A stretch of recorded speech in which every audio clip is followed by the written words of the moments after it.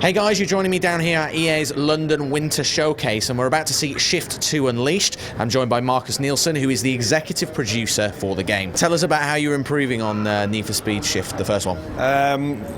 Shift 2 Unleashed is a big improvement from Shift 1. Getting a game out there to a lot of people and let them play it. We get so much data and we can incorporate that into the sequel.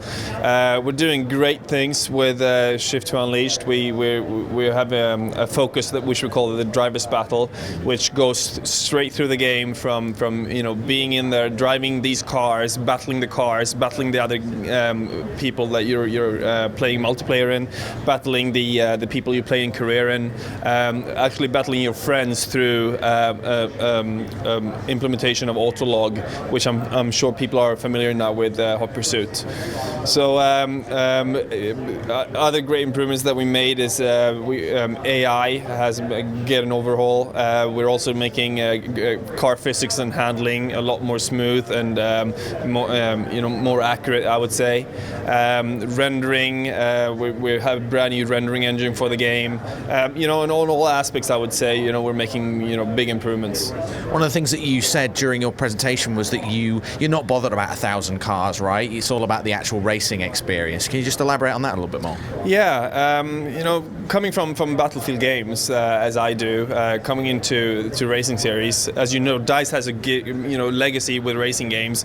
A lot of people interested in racing games at DICE. I'm one of them. Coming into this franchise, looking at this genre is quite stale, and the innovation seems to be in numbers. 1,000 cars and just driving a Polo 1.4 and 1.6 is not cutting it for me. I want to move the genre forward, and we're doing that by putting the people behind the wheel, controlling that, and the new helmet cam, which you've now played, is just moving the genre forward in a big way. How it kind of helps you look into the corner, how you take the corner, the immersive feeling of being there when you brake, when you accelerate. It's just putting you behind the wheel of almost a real feeling of being in a race car. Mm-hmm. You mentioned Autolog. Of course, it's being implemented in Hot Pursuit. How's it going to work in Need for Speed Shift 2 Unleashed, and is it going to build on that at all? Absolutely. Autolog for me is almost like a philosophy, and is almost like the purest form of user-oriented content. You play the game, you render a time, that time goes out to all your friends, and we compete to beat that time. Once someone beats that, everyone goes after that time.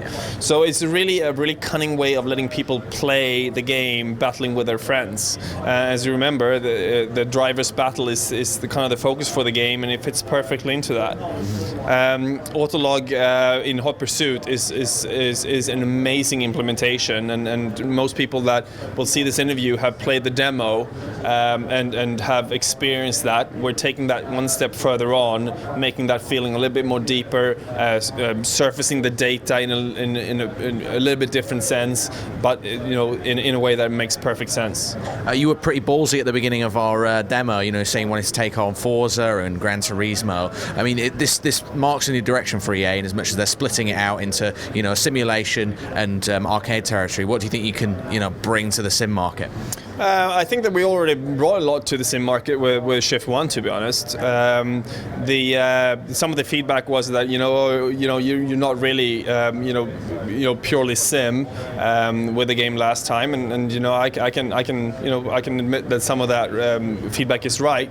However, though, with this game and with the physics engine that we're now using, you don't get any more sim than this. If you put this game on Elite handling model, you get a sim which is just more sim than anything else out there.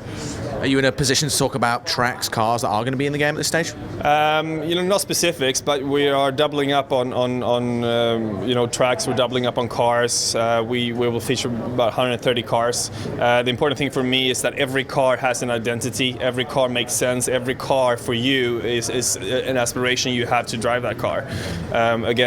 Polo, I can drive that on my spare time. Let's talk about the collaboration, because it sounds almost like Slightly Mad Studios and DICE are collaborating for this? What's the setup for it? Slightly Mad Studios is a very talented studio, and a lot of, looking at Slightly Mad, there's a lot that reminds me of early days at DICE. The passion, the working around the clock to get the best result out there. These guys are not stopping for anything but the highest quality. That is something that made Battlefield really come to life. So I can see that. The DICE involvement in this is basically purely down to me and the senior vice president Patrick Sutherland. Patrick Sutherland being a huge inspiration into how it is actually to be in one of these fast cars, I'm overseeing this from the point of making this really accessible, fun, right way of Autolog implementation. It's just a perfect marriage actually between SMS, the technical knowledge, and the more kind of DICE approach to games.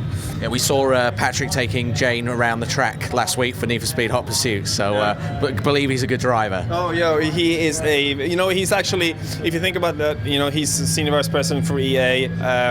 He is a very good driver. He is seriously a very good driver, and actually, in the series, the GT3 series, he and his co-driver Edward Sandstrom won the last one GT3 in Europe.